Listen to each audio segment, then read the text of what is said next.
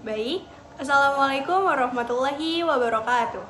Saya Lita Rifatul Inayah dengan nomor induk mahasiswa 12321200070.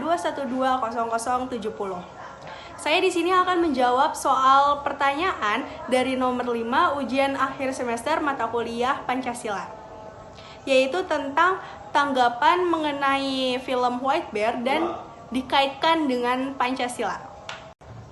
Dari sila pertama, yaitu ketuhanan yang Maha Esa. Tentunya pembunuhan itu sangat bertentangan dengan sila pertama ini, karena pembunuhan itu adalah tindakan yang sangat berdosa bagi agama, maupun itu agama Islam, agama Kristen, Hindu, Buddha, Konghucu, dan lain-lain. Itu pastinya sangat menentang akan adanya pembunuhan, karena semua agama, seluruh agama itu mengajarkan kita untuk saling menyayangi, bukan malah membunuh. Lalu sila yang kedua, yaitu kemanusiaan yang adil dan beradab. Di sila ini menekankan kita untuk memanusiakan manusia, sedangkan pembunuhan itu sangat bertolak belakang dengan memanusiakan manusia, karena itu sangat-sangat tidak berperi kemanusiaan dan tidak menghargai hidup orang lain. Lalu yang ketiga, persatuan Indonesia. Dalam sila ini menekankan kita untuk kehidupan yang berlandaskan peri kemanusiaan, untuk hidup cinta damai, untuk hidup dengan cinta kasih, bukannya malah saling membunuh. Pembunuhan itu sangat-sangat tidak berperi kemanusiaan ya teman-teman. Orang yang membunuh itu sangat-sangat tidak mempunyai sikap peri kemanusiaan. Lalu yang keempat, kegiatan yang dipimpin oleh hikmah kebijaksanaan dalam permusyawaratan perwakilan. Pembunuhan ini juga bertentangan dengan sila keempat, karena dari sila keempat menggarisbawahi pentingnya partisipasi rakyat untuk mengambil keputusan dan mempertimbangkan hikmah kebijaksanaan. Dan apakah pembunuhan itu adalah sikap bijaksana? Tentu saja bukan. Lalu sila kelima, keadilan sosial bagi seluruh rakyat Indonesia.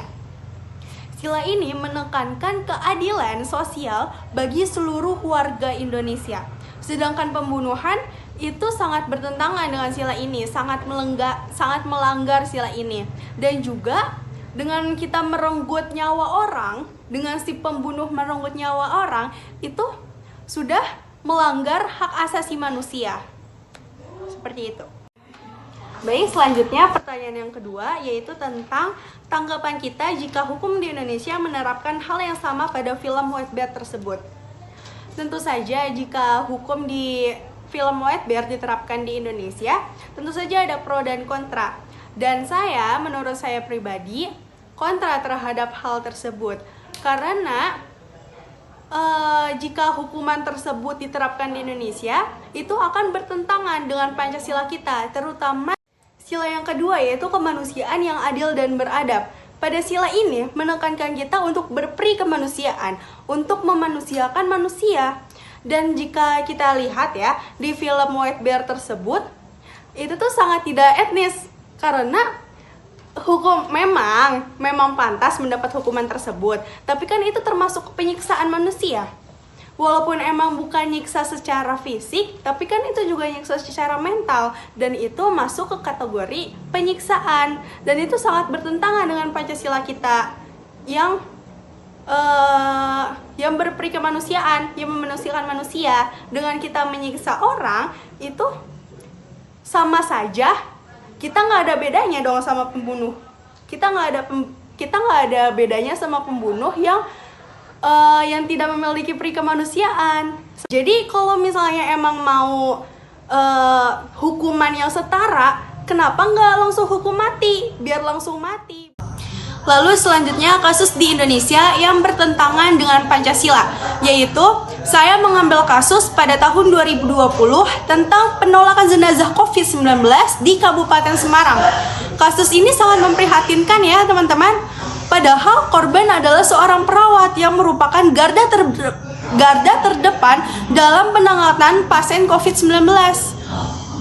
Kasus itu jauh dari asas Pancasila, yakni tidak berperi kemanusiaan dan tidak memanusiakan manusia. Padahal kita hidup di dunia ini tuh nggak sendiri. Kita adalah makhluk sosial yang membutuhkan dan dibutuhkan makhluk lainnya. Kan nggak mungkin ya jika kita meninggal nanti, terus kita nguburin diri kita sendiri, kan nggak mungkin. Maka dari itu pentingnya pendidikan moral dan karakter agar dapat menghargai orang lain. Pendidikan karakter harus diberikan sejak anak memasuki pendidikan anak usia dini atau PAUD.